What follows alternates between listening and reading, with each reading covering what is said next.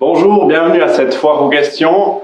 Merci d'avoir été si nombreux de regarder nos vidéos et merci également aux gens qui ont pris la peine de nous envoyer des questions. Nous allons y répondre avec Guido Steger de la sucrerie, Joseph Meyer de la Fédération suisse des betteraviers et je m'occuperai de la partie du son betteravier. Le canton de Vaud demande plus d'écologie.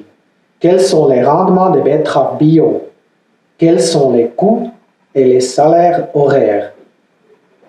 Alors au niveau du rendement, on a des choses totalement différentes entre l'Est et l'Ouest du pays. À l'Est, on a plutôt des résultats autour des 50 et 70 tonnes hectares, alors qu'en Suisse romande, on est plutôt entre 10 tonnes hectares et 30 tonnes hectares. Tout dépend bien évidemment de la jaunisse virale. Et puis par rapport au coût de production, donc c'est aussi très différent de la manière dont on va conduire finalement la betterave, l'intensité à laquelle on va la conduire. Bien évidemment que les coûts de travaux, de préparation, semis sont relativement équivalents à de la betterave conventionnelle. C'est vraiment au niveau de l'intensité du désherbage mécanique ou du désherbage manuel que les coûts de production et notamment le salaire horaire va changer. Quels sont les rendements des betteraves Conviso dans les régions à forte pression d'SPR? Alors, les variétés Conviso sont malheureusement assez sensibles aux deux maladies, donc que ce soit le SBR et la jaunisse virale. Donc, on n'a pas en tout cas dans les essais variétaux qu'on a eu, on n'a pas eu de résultats nettement supérieurs avec ces variétés Conviso. Quelle est la résistance des betteraves Conviso contre le SBR? Alors, malheureusement, les variétés Conviso n'ont pas de résistance spécifique au SBR et c'est pour ça que dans l'assortiment variétal 2021 qui vous a été fourni avec le betteravier Romo, donc les deux variétés Conviso n'ont pas de petite croix dans la colonne adaptée aux zones SBR puisqu'elles n'ont pas de propriétés vraiment spécifiques contre ces deux maladies. Est-ce que des discussions avec la Confédération ont porté sur l'indemnisation des pertes qui ont touché les producteurs? Et si oui, quel a été le résultat? Est-ce qu'il faut s'attendre à des indemnisations, étant donné que beaucoup de producteurs ont perdu relativement beaucoup d'argent, en tout cas dans la production de la betterave? Bien sûr, on a eu ces discussions avec l'OFAC pour obtenir plus de primes de culture, pour finalement compenser cet inconvénient qu'on a aujourd'hui par rapport à beaucoup de pays en Europe. Mais actuellement, on n'a eu aucun succès. Les discussions ne sont pas tout à fait terminées, mais ça va être extrêmement difficile d'obtenir plus que 2100 francs à l'hectare. Une autre question, donc bien souvent les contrats doivent être signés avant d'avoir les résultats définitifs de la récolte en cours. Est-ce que c'est encore possible de geler un contrat qui aurait préalablement déjà été signé? Bien sûr, ça c'est possible. On peut personne obliger, même quand on a signé un contrat, à réellement semer ses betteraves. On n'a jamais personne puni à cause de ça. Ça veut dire on peut tout le temps geler son quota. Bien sûr, ça nous embête parce qu'on a absolument besoin des surfaces. On a des demandes aujourd'hui pour le sucre. Ça serait quand même bien quand on arrive à semer ces surfaces qui sont prévues. Merci. Et une dernière remarque. Un producteur s'étonne de la mauvaise information qui a été relayée dans les médias par rapport à la problématique du néonicotinoïde en enrobage et qui demande finalement que les grands médias soient mieux informés de la part du monde agricole. Quel est ton avis par rapport à cette stratégie et de la présence de l'agriculture dans les médias? Bon, je crois qu'on n'a jamais réussi à bien communiquer dans la presse qui est là pour monsieur, madame, tout le monde. Extrêmement difficile. Malheureusement, les journalistes sont souvent partie prise. Communiquer aujourd'hui quel inconvénient ça a parce qu'on n'a pas d'eau chaude et puis qu'on va traiter plus. Je ne crois pas que c'est quelque chose qu'on doit discuter avec le grand public. Aujourd'hui, on doit plutôt faire attention de parler et puis de dire on doit traiter 2 ou 3 fois avec un insecticide. parce qu'on a quand même cette votation qui est très très importante au mois de juin. L'année prochaine, qui va finalement, au mois de juin l'année prochaine, qui va finalement décider si à l'avenir on peut encore utiliser des produits phytosanitaires, oui ou non. Pour ça, aujourd'hui, je crois, ce sujet, il ne faut pas trop causer devant la presse. La Copa Alicia Arberg, elle est maintenant terminée. On le sait, le sucre est une denrée qui est très recherchée sur le marché. On doit d'ailleurs beaucoup en importer durant ces dernières années. Et un producteur s'étonne de voir que dans des grandes surfaces, à la Migros ou d'autres grands distributeurs, fassent régulièrement des actions sur le prix. Quelle est la position de Sucre Suisse par rapport à ça et pourquoi finalement de telles actions sont faites alors que normalement, étant donné qu'il y a moins de sucre sur le marché, le prix devait être à l'inverse plus haut?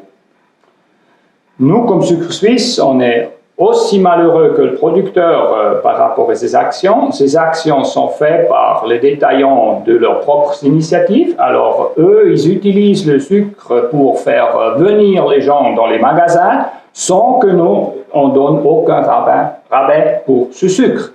Alors, c'est relativement complexe parce qu'eux, ils veulent avoir toujours des produits en action et malheureusement, ça touche souvent le sucre. Une autre question d'un producteur qui revient sur l'étude qui avait montré que le sucre suisse était finalement plus durable que les concurrents européens. Ça devrait être encore plus le cas avec l'interdiction du gaucho en Suisse alors qu'il a été autorisé dans différents pays. Quelle est la plus-value sur le marché que la Suisse pourrait justement dégager de ce sucre qui est plus durable? Justement, c'est notre tâche commune qu'on explique aux clients, aux consommateurs que nous faisons quand même beaucoup de choses pour la durabilité, soit en agriculture, soit en transformation. Et après, il faut expliquer ça aussi à nos clients. Et nos clients, ils ont deux arguments. D'un côté, ils ont une certaine compréhension pour nos prestations, et d'autre côté, ils veulent du sucre bon marché. Ils ont toujours les offres de nos concurrents européens, et après, ils nous mettent un peu sous le dilemme combien de primes c'est possible, et cette prime, malheureusement, elle est relativement limitée. Et si nous, on demande plus pour le sucre suisse, ben, on perd le client, et puis dans les cas individuels, ça arrive, et puis le client, il prend du sucre importé. Le même producteur revient sur le fait que près de 80% du sucre suisse, il est commercialisé aux grands industriels. Est-ce que c'est juste, selon vous, de justement vouloir rapprocher ce sucre au prix du marché européen uniquement pour satisfaire finalement les besoins en matières premières bon marché de ces grands industriels, étant donné qu'ils ne mettent pas ou peu en avant la valeur du Swissness? Non, ce n'est pas juste. Alors, ce client, il devrait faire la différence et il devrait demander plus pour un produit qui est fait avec le sucre suisse. Mais ce n'est pas si facile à communiquer. C'est toujours un peu ce même dilemme que le client, il est aussi en compétition avec des biscuits à importer, du chocolat qui est importé. Alors, il est prêt de payer une toute petite différence, mais autrement, il prend du sucre importé. Le seul moyen de nous, c'est si la Confédération, elle, prend une taxe douanière. Alors là, les clients, ils ne peuvent pas échapper. Donc, si on augmente, maintenant on a ces 70 francs par tonne, c'est déjà un bon résultat pour nous, parce qu'avant ces mesures temporaires, on n'avait même pas la garantie de ces 70 francs. Si nous, on a une garantie que la douane, elle est toujours fixe à ces 70 francs, le client, il sait, il ne peut pas échapper. On pourrait augmenter ça, après, on a relativement vite le problème du trafic de perfectionnement. Alors, il y a aussi des limites. Mais la taxe douanière est très, très importante pour nos prix de vente. Justement, tu parles du prix de vente. Donc, quelle est, grosso modo, la valeur de la tonne de sucre qui est payée au producteur et celle qui est commercialisée aux clients?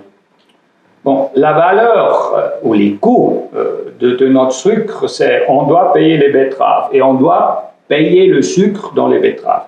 Et on a fait des calculs, la valeur du sucre dans les betteraves, lorsqu'ils sont sur le champ, c'est environ 350 francs. La tonne, c'est pourquoi on a aussi ce taux, s'il y en a plus ou moins de sucre dans les betteraves. Après, il faut transporter ces betteraves à l'usine et ça fait des grandes factures. Et il faut faire la transformation, il faut du personnel, il faut de l'énergie, il faut des installations. Et avec ça, on arrive à un prix ou un coût du sucre qui est proche à 600 francs. Alors si nous, dans le marché, on peut réaliser les 600 francs, la facture, on arrive à payer toutes les factures. Et si on n'arrive pas à ces 600 francs, ben on fait des déficits. Et si on pourrait réaliser plus que 600 francs, là, on a une certaine plage de manœuvre pour payer plus pour les betteraves. Si on parle maintenant un petit peu de la production et de la transformation, on sait que un des thèmes qui revient souvent, c'est cette fameuse terre, cette terre qui est finalement attenante aux betteraves. Donc, première question, qu'est-ce qui se passe avec cette terre que finalement vous ressortez à l'usine? Et est-ce qu'il y a ou est-ce qu'il y aura à l'avenir des solutions pour finalement pour diminuer un petit peu ce conflit qu'il y a entre les producteurs et la sucrerie par rapport à ces terres? Tout à fait, c'est un sujet qui est relativement difficile et puis moi j'ai toute une compréhension pour les agriculteurs parce que les uns ont des terres un peu lourdes et les autres plutôt sableux. Il y a des fois il y a des longues périodes il pleut, alors il y a plus de terre. Cette année les betteraves étaient petites, donc la tendance c'est qu'on a plus de pierres dans les betteraves. Donc le producteur, il peut influencer la chose, mais il y a beaucoup de facteurs externes.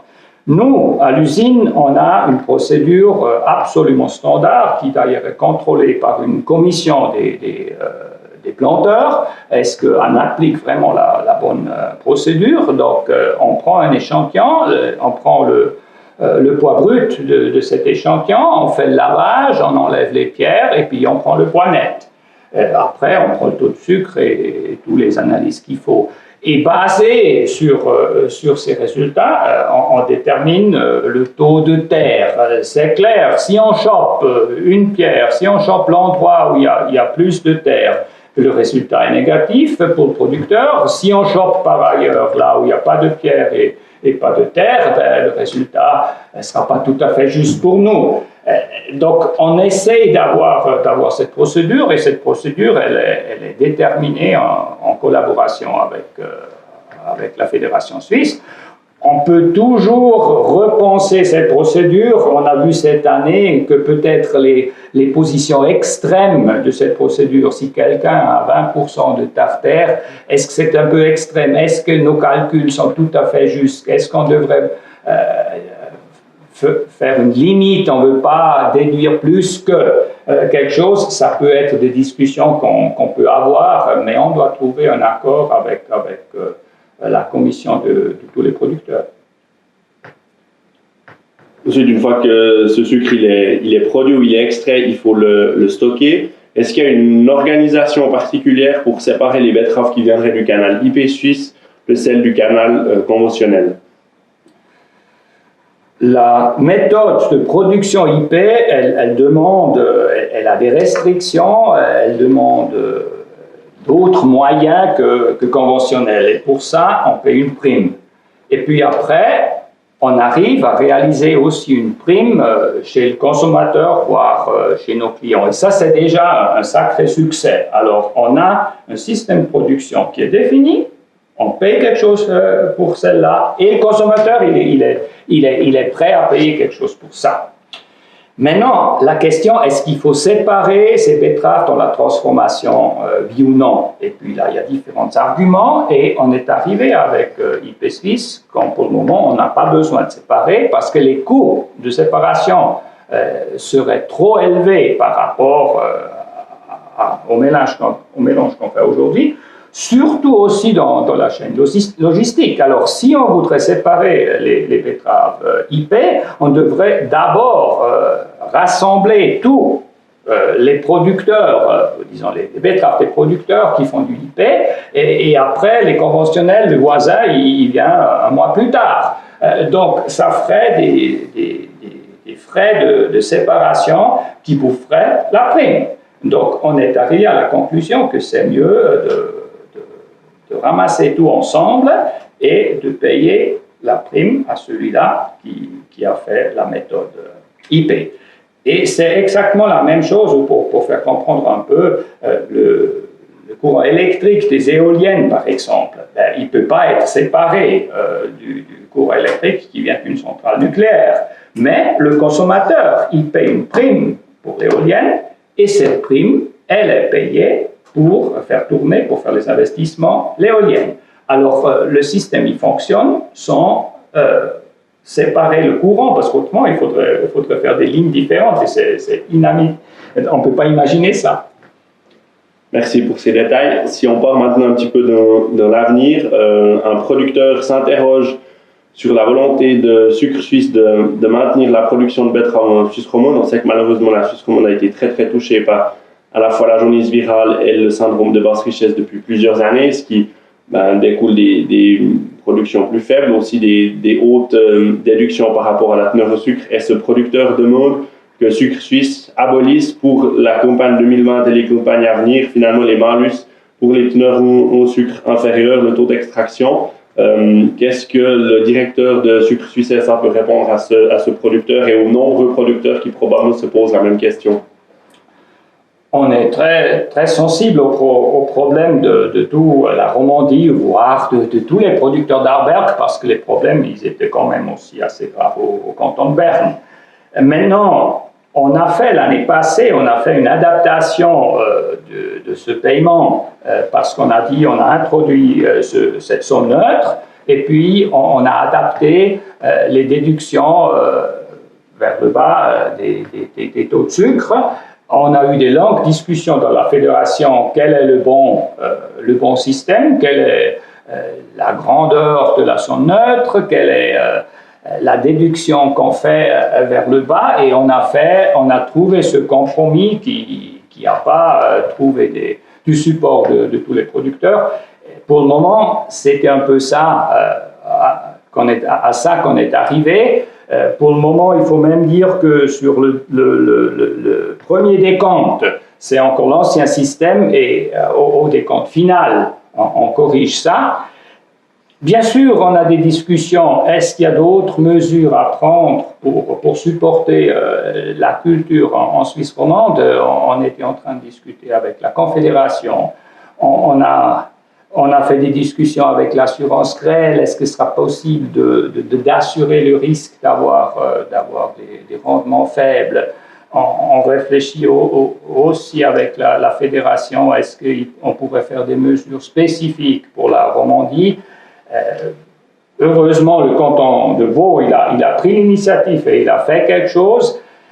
Souvent, de trouver des solutions qui trouvent un peu une unanimité des différentes organisations qui concernées, c'est pas si facile. Mais on réfléchit, qu'est-ce qu'on peut faire? Il y a quand même certaines mesures qui étaient prises sur le paiement. Il y a le canton de Vaud et il faut développer notre système pour le futur parce que les variations de météo, de maladies, ça va pas être réduit dans le futur.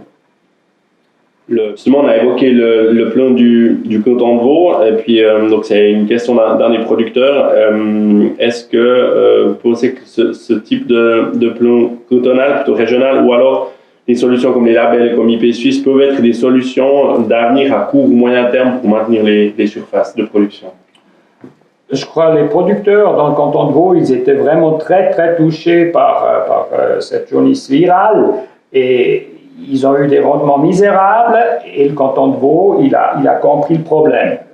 Et le canton de Vaud, dans des délais très très courts, il a trouvé une solution, il a trouvé de l'argent, comment il pourrait supporter ces producteurs. Sur les mesures, on est bien conscient, et c'est des mesures qui ont après peut-être des conséquences un peu négatives sur le rendement total de la betterave, et pour la fabrique, c'est pas que positif si par hectare on a moins de sucre. Mais à court terme, il fallait faire quelque chose, et à court terme, les surfaces sont plus importantes que le rendement. Maintenant, dans le futur, il faut trouver le bon compromis entre un assortiment de produits phytosanitaires raisonnable et peut-être quand même certaines méthodes de culture qui font une perte de rendement. Alors, le canton de Vaud, il est un super bon exemple. Nous, on est super contents que le canton de Vaud a fait quelque chose. Maintenant, il faudrait voir, est-ce que les autres cantons pourraient faire aussi quelque chose? Peut-être il y a d'autres modèles. Mais finalement, ça serait à la Confédération de trouver des solutions qu'on pourrait appliquer sur le niveau national. Parce qu'à la longue, si chaque canton a d'autres règles pour la culture de betterave, c'est peut-être pas le modèle qu'on cherche. Mais quand même, le canton de Vaud a fait un projet phare et il faudrait réfléchir comment peut-on globaliser un peu ce projet.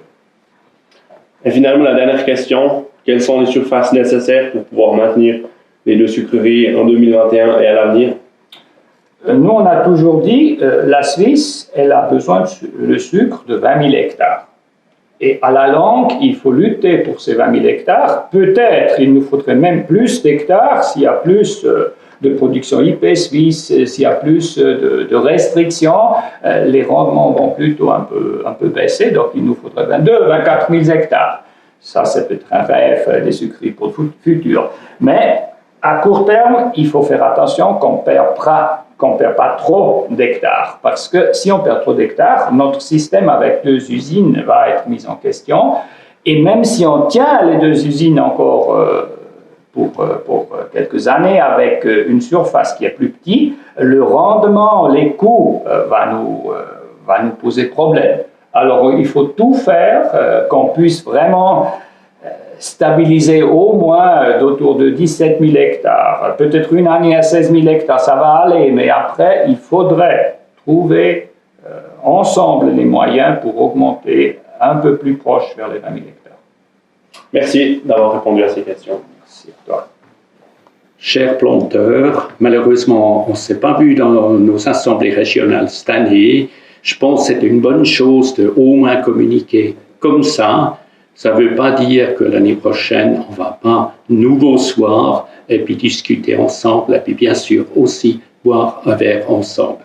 Aujourd'hui, on a essayé à répondre aux questions qui étaient posées. S'il y a d'autres questions, bien sûr, l'industrie sucrière, le centre betteravier, mais aussi nous, notre association est là pour vous. Téléphonez-nous, écrivez-nous et puis on va essayer à vous répondre.